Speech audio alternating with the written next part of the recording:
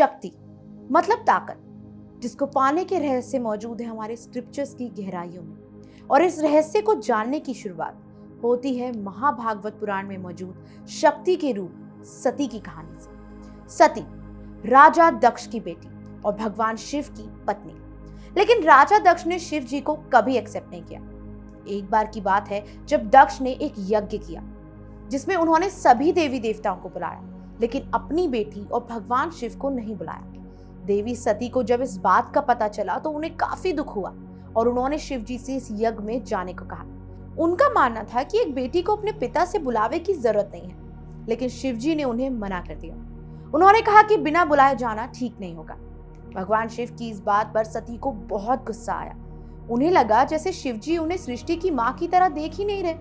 क्रोध में वो अपनी ताकत का प्रदर्शन करने लगी। सती एक एक करके आदि शक्ति के सभी रूपों को धारण करने लगी। समुद्र में तूफान आ गया, पहाड़ हिलने लगे, पूरा संसार कांप उठा।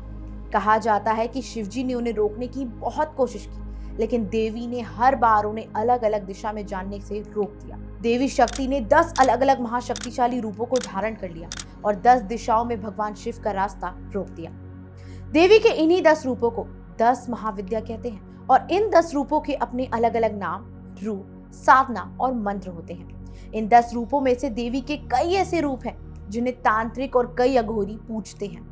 एक तरफ वो अपने दुश्मनों को हराने के लिए और कुंडलिनी शक्ति को जगाने के लिए पूजते हैं, तो दूसरी तरफ तांत्रिक देवी शक्ति का इस्तेमाल गलत तरीके से, जैसे दूसरों पर जादू टोना या काला जादू करने के लिए इस्तेमाल करते हैं। आज ऐसी ही 3 महाविद्याओं के बारे में मैं आपको बताने जा रही हूँ। देवी का सबसे पहला रूप है काली। काली, जिनके बाल बिखरे और खुले हैं, जिनका शरीर काले बादल के समान काला है। काली एक लाश पर खड़ी होती है और उन्होंने मरे हुए लोगों के सिर की माला धारण की है और कान में झुमके पहने हैं। देवी काली के 4 हाथ होते हैं। उनके एक हाथ में एक खोपड़ी है और दूसरे हाथ में खून से लदी हुई तलवार। वो दहाड़ती हैं तो 10 दिशाओं में उनकी भयानक आवाज गूंज उठती है। 10 महाविद्याओं में देवी काली सबसे पहले आती है, क्योंकि कहा जाता है कि वो यूनिवर्स की कॉन्टिन्यूटी को दर्शाती है। वो सर्वशक्तिमान है और उनको अक्सर कई तांत्रिक अपनी साधनाओं में पुकारते हैं। जितना भयानक उनका रूप, उतनी ही भयानक उनसे जुड़ी साधना है। वामनी तंत्र की सबसे भयानक साधना है माँ काली की शव साधना। शव यानी एक लाश। ये साधना एक शव पर काली को पुकारने के लिए प्रैक्टिस की जाती है।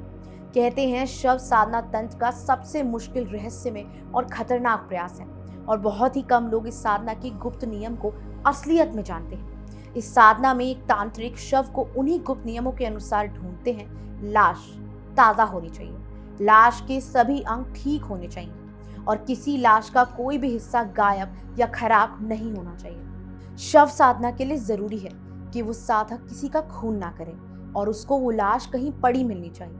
तांत्रिक साधु फिर उस मृत शरीर पर बैठकर अपने गुरु द्वारा दिए हुए मंत्र का जाप करते हैं। मंत्रों के जाप के दौरान माँ काली कई बार तांत्रिक की परीक्षा लेती हैं। उसे आकाश से आवाजें सुनाई देती हैं जिससे उसे ललचाया जाता है, जिससे वो अपनी इस साधना को रोक दे और अपनी किसी भी मनचाही इच्छा को पूरा कर ले। लेकिन साधक को बिना ध्यान भटकाए अपने मंत्रों का जाप करना जरूरी है, जिसके बाद शव जिंदा हो जाता है। शव के जिंदा होने पर भी तांत्रिक को जाप जारी रखना होता है, बिना अटके, बिना डरे, क्योंकि अगर साधक भयभीत हो जाता है या अपनी साधना को बीच में ही छोड़ देता है तो कहते हैं या तो वो मर जाता है या फिर पूरी तरह से अपना मानसिक संतुलन खो बैठता है। जो इस साधना को पूरा करता है, काली उस साधक के सामने आ जाती है और उन्हें मोक्ष देती है और उसकी मनचाही इच्छा पूरी कर देती है। तंत्र में देवी की साधना तो भयानक होती ही है, पर कुछ देवी ऐसी हैं जिनके रूप और उनसे जुड़ी कहानियां और भी गहरी और डरावनी हैं।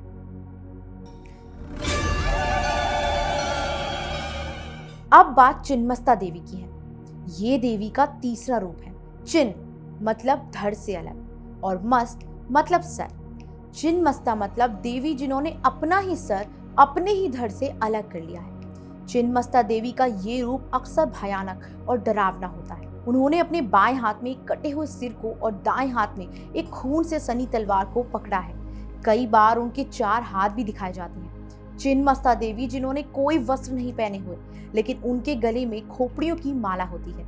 यही नहीं, बल्कि उनकी गर्दन से 3 खून की धाराएं भी बह रही होती हैं और उनका ये बहता हुआ खून उनके 2 साधकों के मुंह में जा रहा होता है। देवी के सेवक हमेशा उनके साथ खड़े होते हैं, उनका खून पीते हुए, एक हाथ में हथियार और दूसरे हाथ में थाली लेकर खड़े होते हैं। यही नहीं, बल्कि देवी का रूप एक संभोग कर रहे जोड़े पर खड़ा होता है। उनके पैरों के नीचे Hindu lord of sex Kamadeva और उनकी पत्नी रति संभोग कर रहे होते हैं। चिन्मस्ता देवी के बारे में कई अलग अलग स्क्रिप्चर्स में कई ऐसी कहानियां हैं जो हैरान कर देती हैं। प्राण तोषणी तंत्र के मुताबिक एक दिन देवी पार्वती अपने 2 सेवक डाकनी और वाकनी के साथ स्नान करने मंदाकिनी नदी में गई, पर किसी अनजाने कारण से स्नान करते करते वो अराउज हो गई और उसी उत्साह से उनका शरीर अचानक काला पड़ गया। ये कथा आगे और भी अजीब मोड़ ले लेती है।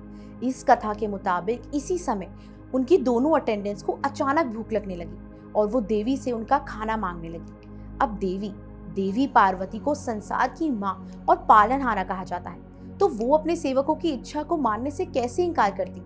तो वो उनकी भूख मिटाने के लिए अपनी तलवार उठाती हैं और अपने सिर को अपने ही धड़ से अलग कर लेती हैं, जिससे उनके सर से 3 खून की धाराएं निकलती हैं। एक धारा उनके कटे हुए सिर के मुंह में जाती है, बाकी 2 उनके दोनों सेवकों के मुंह में, जिससे वो अपना पेट भर लेती हैं। अपना खून बहाने के बाद देवी अपने सिर को वापस जोड़कर घर लौट जाती हैं। ये कहानी सुनने में थोड़ी अजीब लगती है और इसे सुनकर मन में कई सवाल आते हैं, जैसे देवी एकदम से कैसे उत्तेजित हो गई या उनके सेवक को एक साथ कैसे भूख लगी। इसका जवाब है प्रतीक शास्त्र यानी सिंबोलिज्म, जो तंत्र और शास्त्र में महत्वपूर्ण है। तांत्रिक ग्रंथों में कई कहानियां सिंबॉलिक रूप से होती हैं और देवी चिन्मस्ता की ये कहानी इसी बात का क्लासिक एग्जाम्पल है।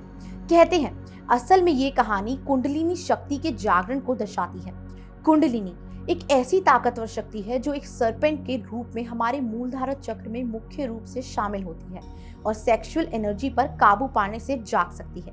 देवी की गर्दन पर एक सांप मौजूद है जो हमारे अंदर की कुंडलिनी शक्ति को जताता है। कामदेव और रति हमारे सेक्स या इच्छाओं को प्रदर्शित करते हैं। देवी का बिना वस्त्रों का शरीर हमें दिखाता है कि हमें सांसारिक चीजों को त्यागना चाहिए। माना जाता है कि इस कुंडलिनी भावना को जागने के लिए हमें संभोग की भावना को नियंत्रण करना और अहंकार की भावना को त्यागना होता है। देवी एक संभोग करते हुए जोड़े पर खड़ी हैं। इसका मतलब है कि उन्होंने पूरी तरह से अपने ऊपर नियंत्रण है। वहीं दूसरी तरफ माना जाता है कि हमारा सर हमारे अहंकार का प्रतीक है। देवी का कटा हुआ सर दर्शाता है कि देवी ने पूरी तरह से अपने अहंकार को त्याग दिया है। प्राण तोष तंत्र के कई टेक्स्ट की मदद से कई तांत्रिक अपने अहंकार को हटाकर और संभोग की भावना पर काबू पाकर अपने अंदर की कुंडलिनी शक्ति को जगाते हैं, जो कि एक ऐसी ताकतवर शक्ति है जिससे कोई भी अपनी किसी भी इच्छा को पा सकता है। और देवी चिन्मस्ता की पूजा करके तांत्रिक कुंडलिनी शक्ति के साथ अपने सभी कामों को पूरा कर लेते हैं। कहानियां, भय, ये सब एक तरफ, लेकिन तंत्र में विनाश को भी एक बहुत बड़ा कारण माना गया है और विनाश की देवी माना जाता है महाविद्याओं की 5वीं देवी भैरवी को। भैरवी यानी भयानक, भयंकर, डरावनी। देवी भैरवी जिनकी उपासना से कहते हैं तीनों लोकों में भय फैला हुआ है। भैरवी सृष्टि की रचना और उसके विनाश के लिए जिम्मेवार है। उनके बाल दूसरी देवियों की तरह सज धज कर नहीं होते, बल्कि सर पर इधर उधर फैले होते हैं। वो लाल वस्त्र पहनती हैं और उनके गर्दन पर मरे हुए लोगों की हार है, बिल्कुल देवी काली की तरह। उनके हाथों में एक तलवार और बिना धड़ का सर होता है।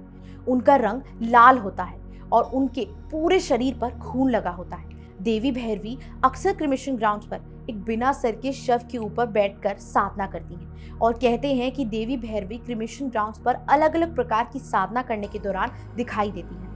माना जाता है कि देवी भैरवी का घर स्वर्ग में नहीं बल्कि पाताल लोक और नर्क में है।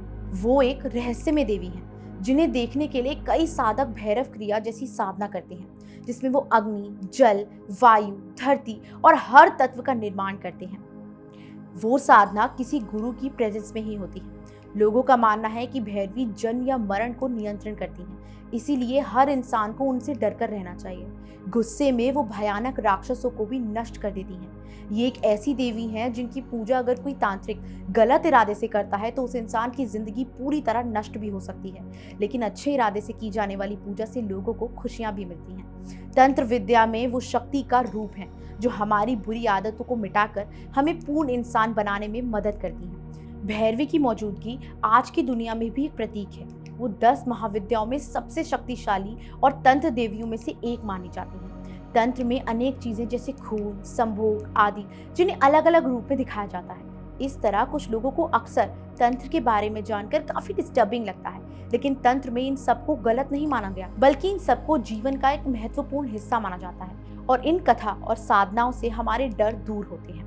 फ्रेंड्स, आपको तंत्र साधना और देवी के इन भयानक रूपों से जुड़ी हमारी ये वीडियो कैसी लगी, कमेंट में हमें जरूर बताएं और आप सभी को नवरात्रों की हार्दिक शुभकामनाएं। नमस्कार।